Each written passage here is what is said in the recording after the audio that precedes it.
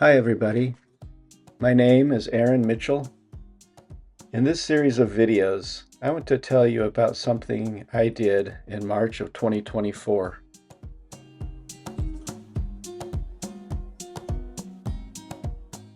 In the beginning of March of 2024, I began the Camino Mozárabe in Almería, Spain. I only had a couple of weeks off from work, so I only had time to walk from the city of Almería in southeastern Spain to Granada. This is part 2 of the series.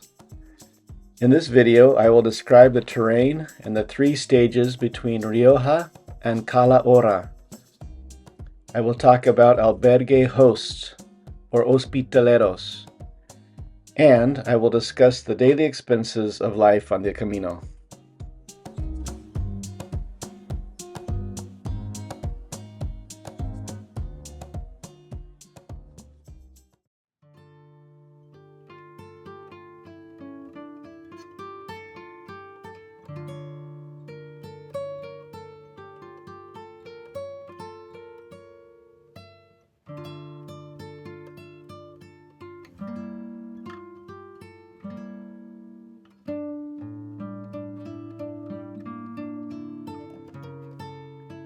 The stage from Rioja to Alboloduy is nearly 24 kilometers.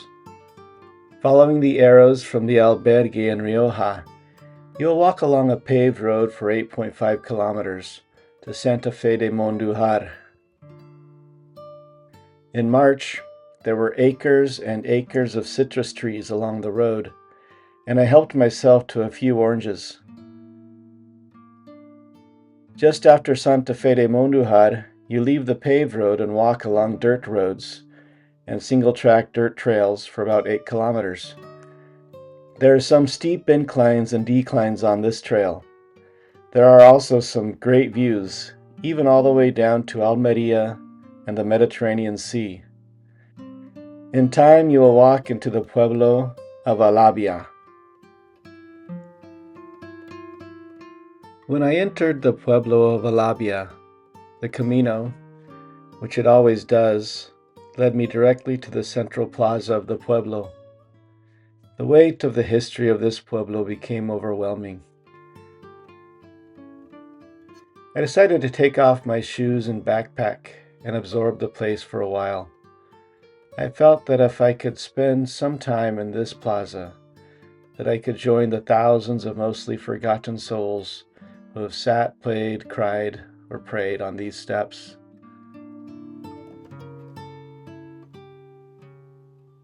The church was probably built on the foundation of an even more ancient mosque, which may have been built on the foundation of some other long-forgotten building.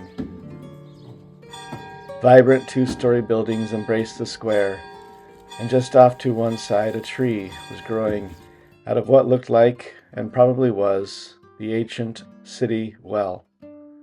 I spent an hour feeling absolutely lucky to be in this place.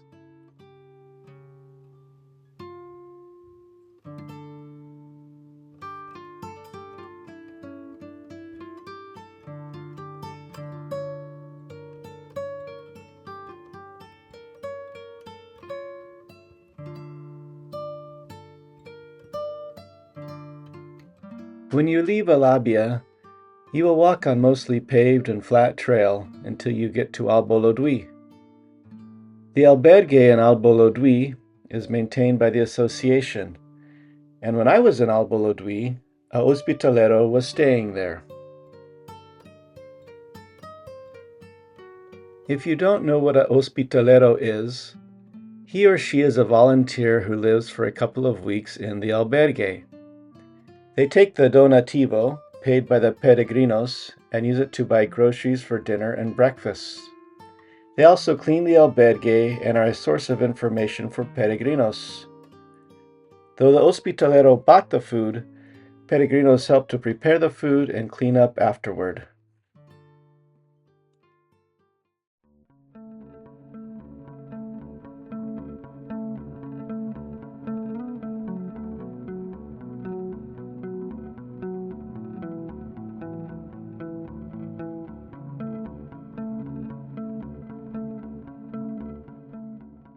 The walk between Alboloduy and Abla is nearly 29 kilometers. The Hospitalero in Alboloduy left the Albergue with us and walked for a while. We walked along the river for about 3 kilometers. In time, we left the river and took a single-track trail that zigzagged its way up a steep mountain until it reached a highway.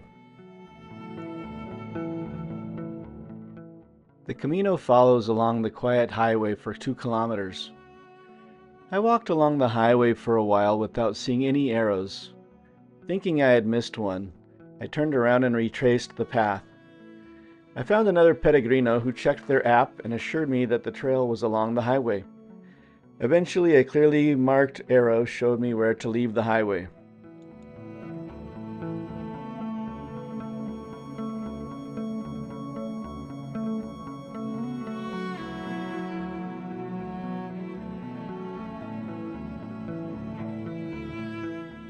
After leaving the highway, you walk along dirt roads and riverbeds for about 6 kilometers until arriving in the pueblo of Nacimiento.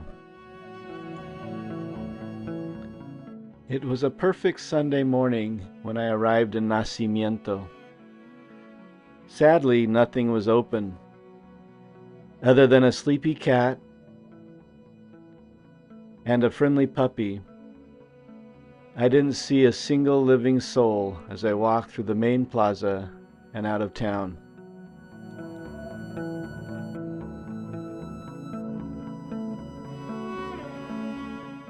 After Nacimiento, you walk along paths and in riverbeds, through acres of olive trees, and eventually arrive in the pueblos of Doña Maria and Ocaña. The association maintains an albergue in Ocaña, and a peregrino later told me that it was quite nice. But Ocaña is off stage, so I continued walking toward Abla.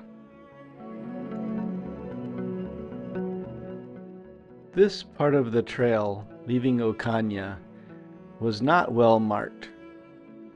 I walked along the road that ran next to the river. Not seeing any arrows for a while, I looked into the riverbed and saw an arrow. I'm not sure where I missed the arrow directing me into the riverbed, but I was able to leave the road and get back on the path. Looking back, I probably could have stayed on the road, since it led directly to Abla. When you leave the riverbed, you are greeted by the remnants of a Roman aqueduct. I can't say that it is a well-maintained monument, but it felt like a celebration to me, like I was joining an exclusive group of humans who had the privilege of moving through this space in the world.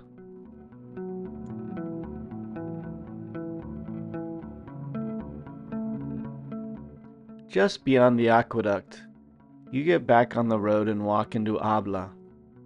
Again, there were not a lot of arrows along the road to Abla, and, at one point, I turned around to make sure I hadn't missed an arrow, and having personal access to a Camino app would have saved me some time and effort.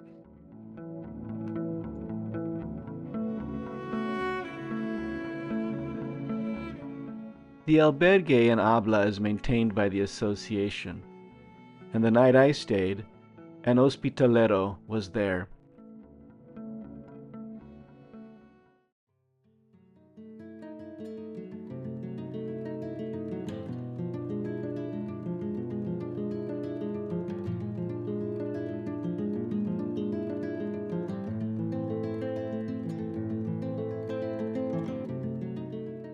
The next stage, according to the association, is a 21-kilometer walk from Abla to Weneja.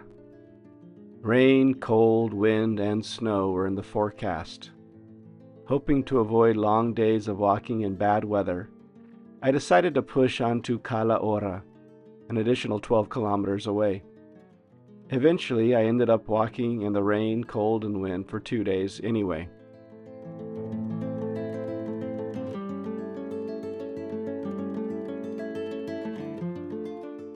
The hospitalero walked with us out of Abla, using roads that did not follow the arrows.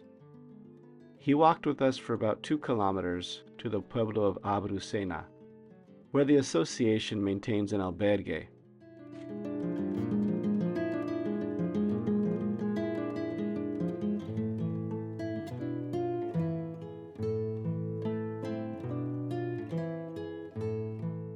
The first 7 kilometers of the walk from Abla were gorgeous, with fresh snow on the Sierra Nevada mountains and endless fields of olives, peaches, and cherries.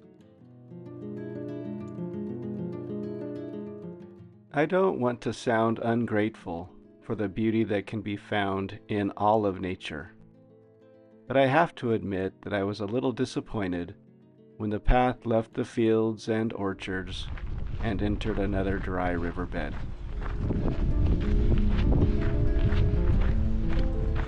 From the riverbed, the arrows point you to walk up a hill to the pueblo of Fiñana. The hospitalero told me that if you just continue to walk in the riverbed, the arrows rejoin the riverbed at the other end of the pueblo. Walking in the riverbed is a shortcut.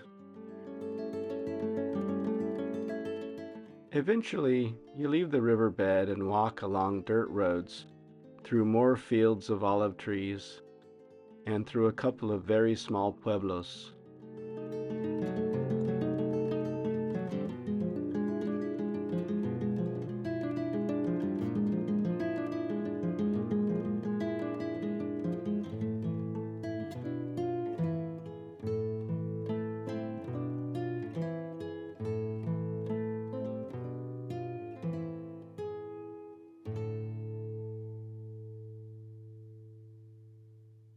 After the pueblo of Huertezuela, you move into a creek bed with a single-track trail.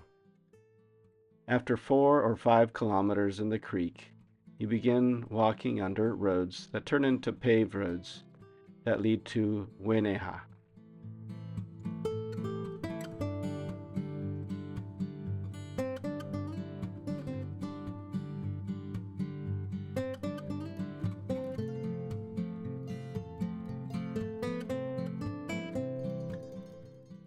The albergue in Hueneja is maintained by the association.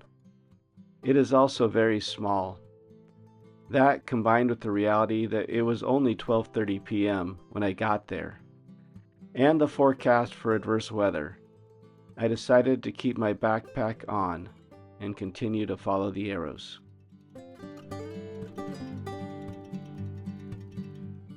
The walk out of Hueneja is stunning, with the Sierra Nevada mountains and acres of olive and fruit trees. I walked through the picturesque pueblo of Dolar, then the equally picturesque pueblo of Ferrera.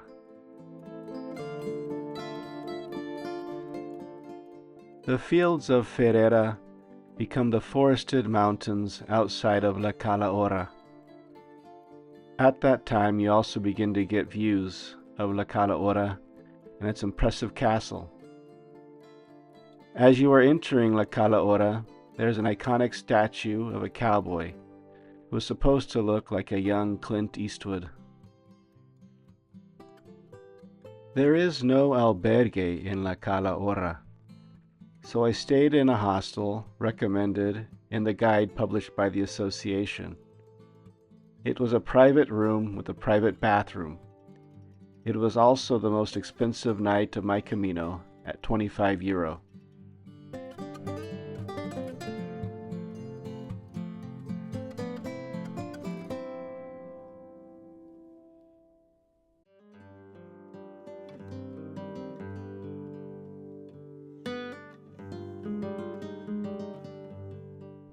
This might be a good time to discuss the cost of the Camino. I will only cover the basic cost of sleeping and eating on the Camino. While walking on the Camino, I averaged about €25 a day. All of the albergues I stayed in were donativos. A donativo doesn't have a fixed price, but someone told me that €10 is a fair cost. In albergues, where there is a hospitalero buying groceries for meals, €15 is a fair price. I stayed in 3 hostels. One was a private room and cost 25 euros. The other 2 were shared rooms with shared bathrooms, and they both cost 15 euros. I could easily buy café con leche, bread, cheese, and some vegetables for 10 euros a day or less. If you are a foodie, you will obviously spend more money for meals in restaurants and bars.